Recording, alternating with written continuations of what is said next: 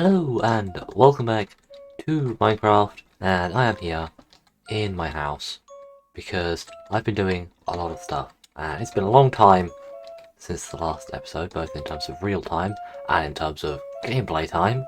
But before I tell you what I've been doing, I will first tell you why I've been doing. And to help me explain, I have a lovely spreadsheet image thing that I made. So what I want to do is get myself a set of maxed out gear and perhaps more than one set. And there are two main ways of doing this, which is through using enchanting tables or through villager trading. Now to use an enchanting table, you need books to make the enchanting table, books to make the bookshelves that surround it, and then books to enchant. And lots of books means you need lots of leather and lots of paper. Now, neither of those things are massively easy to get, because there are no cows, so I can't get leather from them, and sugarcane is very rare, although I have gone and found some, so I do actually now have paper, just not that much. So using enchanting tables is not going to work, which means I have to go down the villager trading route, and to do that you need two main things, which is a villager breeder to get the villagers, and a trading hall to trade with them. For the villager breeder, you need to have some villagers to start with. You can start with 2, but ideally 3. And you need a food source for them, and carrots are the best. Fortunately, I killed a zombie and it gave me a carrot once. So I've been farming carrots and now I have several stacks of carrots. You then need for the trading hall a bunch of lecterns to make them be villagers so that they give you the enchanted books. And for that, you need some books, which needs some leather and some paper. Now, of course, I have all my sugarcane now, so I do have enough paper, and I have got some leather through the most tedious process that you could possibly use to get it, but it is the only one available for me. But what I haven't got yet is the villagers, because there are 2 ways I can get these villagers. One is from brokenly spawning igloos, because they spawn at the top of the world except there's bedrock in there, except it's the top of the world, so you just get the underground bit of the igloo and there can spawn a villager in it, but that is almost impossible for me to find because they're very rare and they're at the top of the world within the blocks. The other option is by finding zombie villagers spawning naturally as enemies in the world and then curing them. So what I'm going to have to do is run around with a bunch of boats and name tags, and if I see a zombie villager, I'm going to have to get it to sit in a boat and name tag it and then mark where it is and then build a minecart track to it so that I can get it to my base where I can then cure it. Now of course to cure them, I haven't even got this on the chart because it's so in depth in the terrible method I'm using.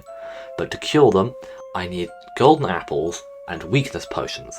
Golden apples you can make just with apples and gold, and I should have some apples somewhere and some gold, so I should be able to make the golden apples. But the weakness potions are even more awkward because you need to have a brewing stand and then you need to make them, and to make them you need to use more blaze rods than you use to craft the brewing stand as fuel, and then you have to use fermented spider eyes to make the weakness potion.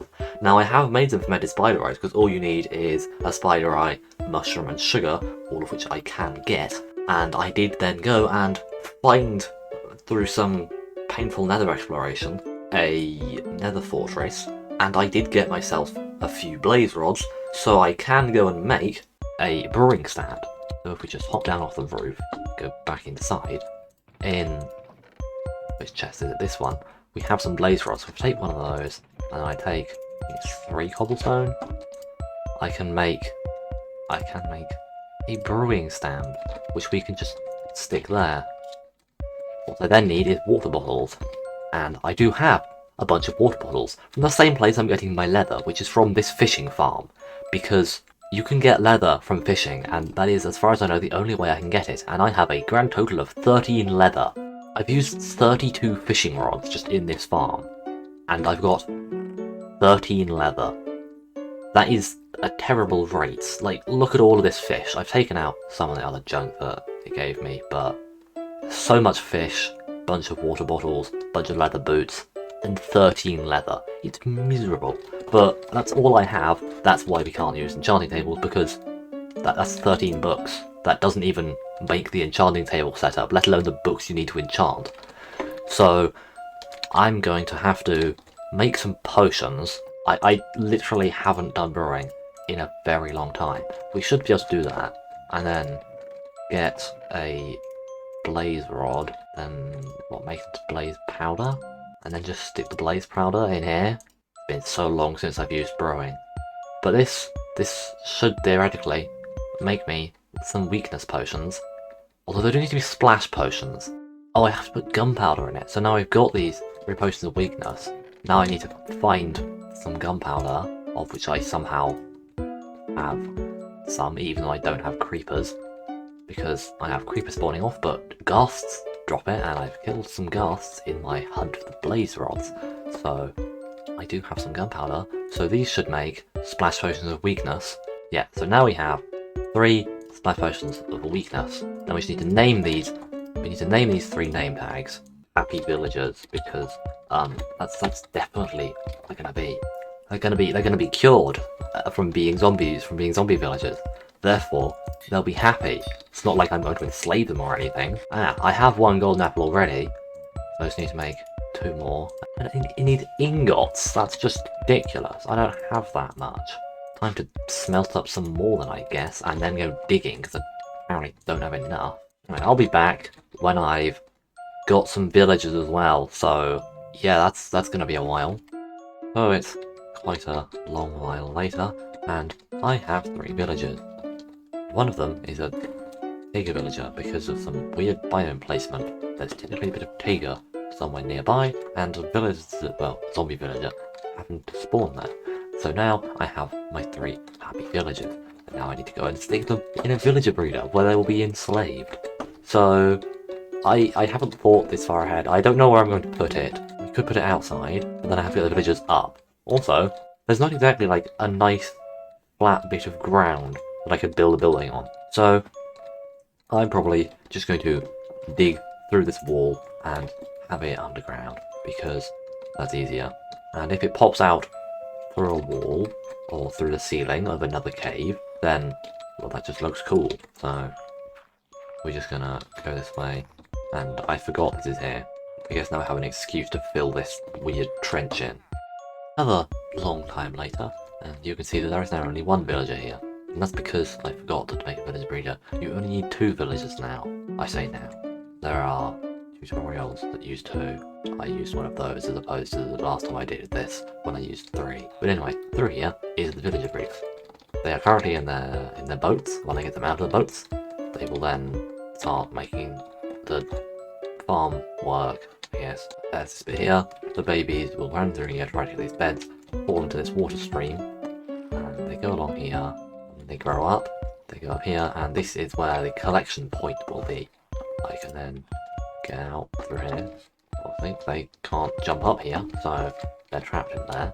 Let's go and unleash these guys, and I didn't think of this. We're going to need to... I'm just going to turn hitboxes on for a second, because I don't want to accidentally hit the villagers. I hit a carrot. Now these guys should start farming, but what I will do is give the farmer a ton of carrots, because I have a load of carrots.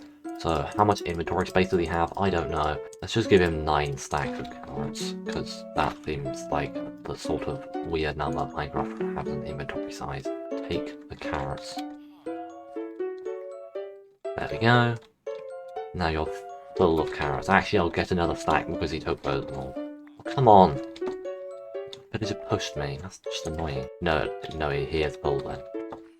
That's good. I'm just gonna throw a pearl to get out because I don't want to accidentally break the crops again. So hopefully, the villager breeder should start to work. So it was not working because it was night. Because villagers don't want to breed at night. And that took me far too long to figure out and then figure out a solution for. I have fixed it. It should now work when this guy decides to actually go and breed rather than just running around digging up my crops. Here we got a little, oh, it's a little tiger one. That's cool. Well, I think it's technically snowy rather than specifically tiger, but this baby should eventually decide it wants to go and jump on this bed, and it can't get there, and now it's just stuck down here until it grows up, and then its head will be in this water stream, and it will come up here. So that's great. That means it works now. That's wonderful. Well, now it's time for the far more difficult part, which is to make an actual trading hall. And I don't know where I'm going to put that. What I might do is just like cut through this wall here, and then have some stairs, and we can just go down this way. What I'd like to do is just grab all of the stuff, because otherwise I find that I need it. So we're just going to grab a load of stuff. We don't need that much cobble. We're going to pick up loads of cobble. I will need more wood. I have to keep collecting more wood.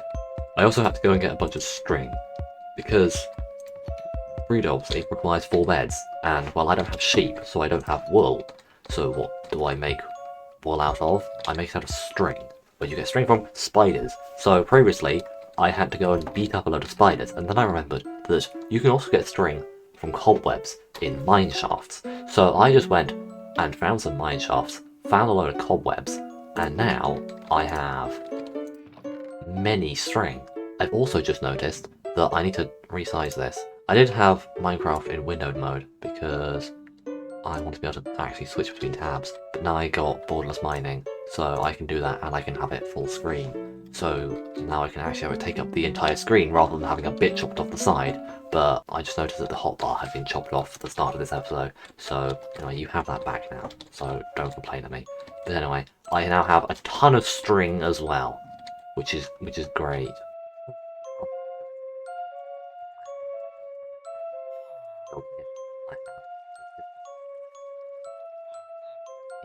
And then this area here will be where the villagers will walk along and they'll fall down into their cells, is probably the best word. They are like prison cells for villagers, where I will trade with them along that way. But I just want to show you my amazing system for getting the villagers up here. So currently I have a water source put in the corner so that it doesn't pick the villager up, because I want to keep them there for later. But what it will do is the minecart will, as it goes through this block here, it will pick up a villager. So it goes and picks up a villager, goes up here, and there's an activator rail here, which needs to be activated.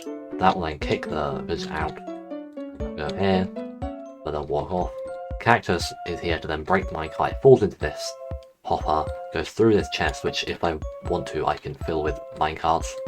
Not sure I need to though, because as long as I don't spam it, this system works.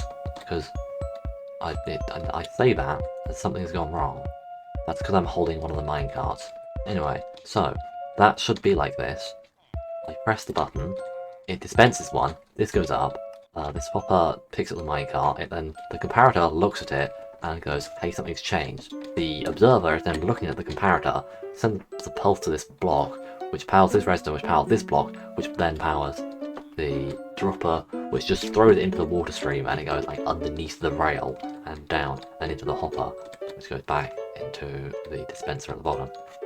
It's just, I just like the fact that one goes up and one goes down, and it just gets flung out of here, goes under the little bridge, and then zooms down there. And I don't know, that gives me far more entertainment than it should. But yeah, as long as I don't like mash this button, it should work. Oh, it's still perfectly fine.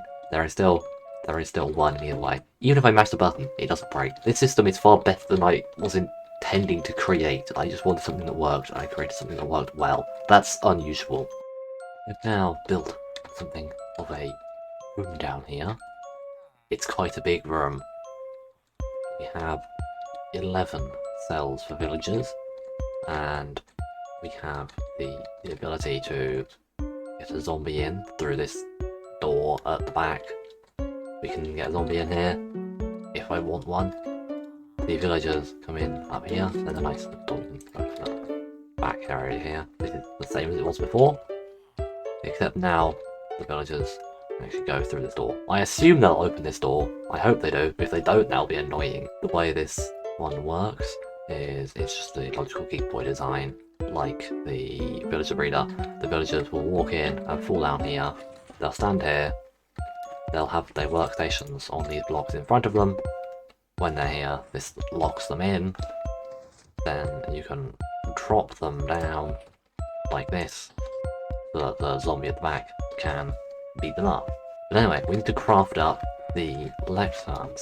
So we're going to need, we just get 12 of the leather, then we need some paper, which we can make from sugarcane. Although actually, how do you even make lecterns? Okay, they do actually need bookshelves. That's really annoying, because to make a bookshelf you need 3 books, which means that we're not going to be able to make that many lecterns. Fortunately, once I've got some, I can then get more books from them, well, more bookshelves directly, and then I can make more.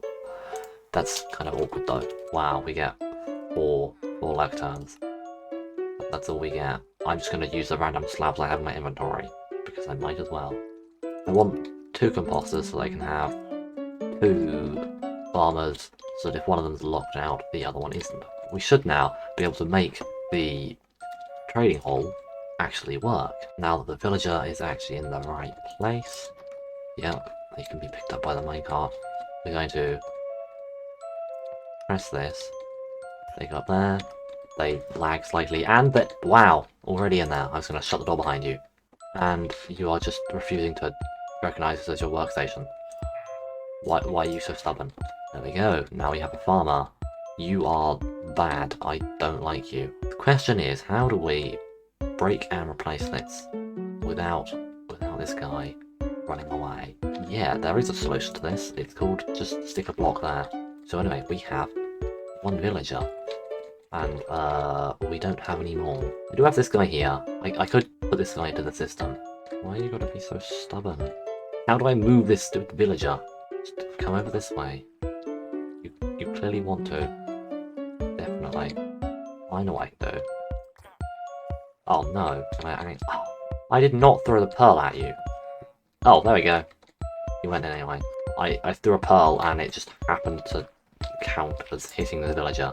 Because of course you can injure things with pearls, they just do like no damage. So we should be able to summon him in here to be another farmer. Oop. Where are you?